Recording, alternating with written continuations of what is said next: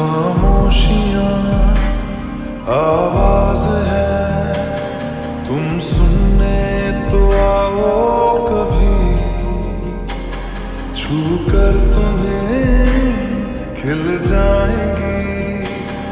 घर